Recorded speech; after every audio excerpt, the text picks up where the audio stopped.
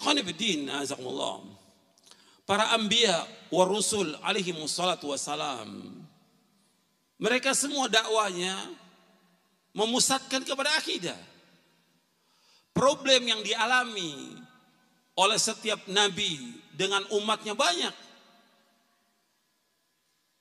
Apa aja? Problem apa? Tentang politik, tentang ekonomi, tentang rumah tangga, tentang yang lainnya, sosial kemasyarakatan. Itu mesti ada problem. Tapi nabi-nabi dan rasul-rasul alaihi wassalatu wassalam memulai dakwanya dengan apa? Semua nabi, semua rasul memulai dakwah dengan apa? Dengan tauhid. Allah berfirman dalam surah An-Nahl, surah 16 ayat 36. Allah berfirman, "Walaqad ba'atsna fi kulli ummatin rasulan an i'budullaha wajtanibut taghut. Faminhum man hadallah wa minhum man haqqat 'alaihi dhalalah. Fasiru fil ardi fanzuru kaifa kana aqibatul mukadzibin." Allah berfirman dalam surah An-Nahl surah 16 ayat 36. Sungguh kami telah utus pada setiap umat seorang rasul. Setiap rasul dakwanya ani'budullah. Ani'budullah, adalah kalian semua beribadah kepada Allah. Wajtanibut taghut, dan jauhkan taghut. Ani'budullah wajtanibut taghut. Sekarang kalau kita mau pinjam masjid, ditanya dulu, ada perjanjiannya, jangan bicara soal syirik, jangan bicara soal bid'ah. Loh, yang disebutkan di Quran pertama kali tentang apa? Syirik. Gak boleh berbuat syirik. Ini gak boleh bicara soal syirik. Lantas bicara soal apa dong kita di masjid? Gak boleh bid'ah. Bicara soal bid'ah. Lu yang pertama kali menjelaskan tentang bid'ah siapa? Rasulullah SAW. Gimana gak boleh disampaikan? Harus jelaskan kepada umat. Kalau gak, umat ini sesat semuanya. Dan berat tanggung jawabnya para dai, para ulama, para kiai akan dituntut oleh Allah sampai hari kiamat. Kenapa dibiarkan umat dalam kesesatan? Mereka nggak sayang kepada umat, tidak sayang.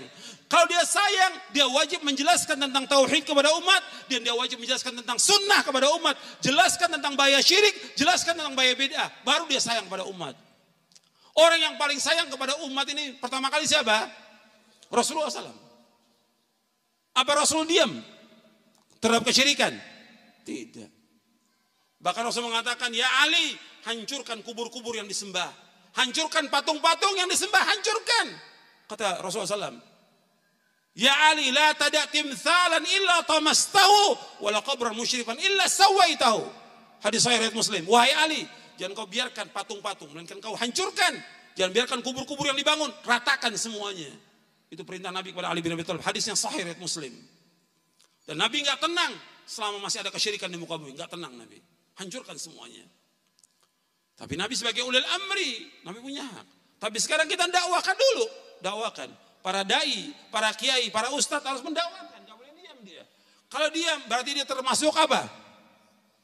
Termasuk menyembunyikan ilmu.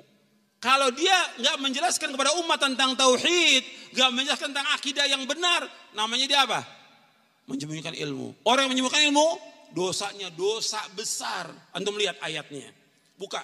Antum bawa mushaf, buka surah Al-Baqarah 159 supaya antum faham tentang masalah ini. Sebab kita dituduh ini bahwa kita ini keras. Iya tidak? Keras, memecah belah umat. Enggak dibalik itu, enggak salah.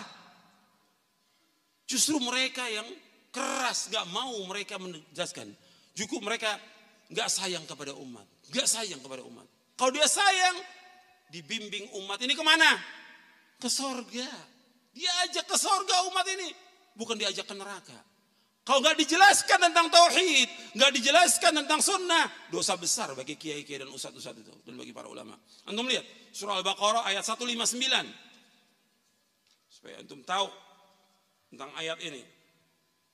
Innal ladzina yaktumuna ma anzalna minal bayyinati wal huda min ba'di ma bayyanahu lin-nasi fil kitab ulaika yal'anuhumullahu wa yal'anuhumul la'inun ila alladzina tabu wa aslahu wa bayyanu fa ulaika atubu 'alaihim wa ana tawwabur rahim innal ladzina kafaru wa matu hum kuffar ulaika 'alaihim la'natullahi wal malaikati wan nas ajma'in khalidina fiha la yukhaffafu anhumul 'adzabu wa lahum yunzarun.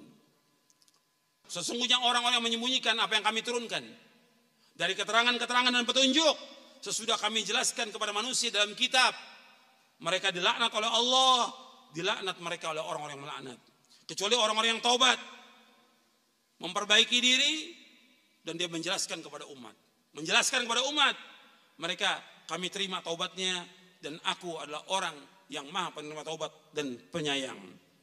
Sesungguhnya orang-orang kafir, dan mereka mati dalam kekafiran, mereka dilaknat oleh Allah, malaikat, dan seluruh manusia. Mereka kekal dalam neraka, tidak akan diberikan keringanan azab bagi mereka, dan mereka nggak akan dilihat oleh Allah. Setelah dijelaskan ini, ditegaskan oleh Allah. Ini rahasia dari ayat ini. Setelah dijelaskan orang menyembunyikan ilmu, Allah sebutkan tentang ayat tauhid. Di ayat 163-nya, wa ilahukum ilahu wahid, la ilaha illahu rahman rahim. Rabb kamu, Tuhan kamu hanya satu, Allah. Ikhlaskan ibadahnya kepada Allah. Dalam rububiyah, uluhiyah, asma wa sifat. Tauhidkan Allah.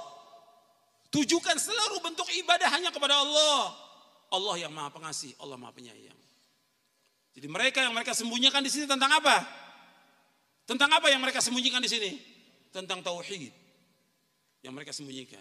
Makanya setelah ayat ini Allah sebutkan wa ilahukum ilahu wahid, la ilaha illallah rahman rahim. Ilah kamu ilah yang satu.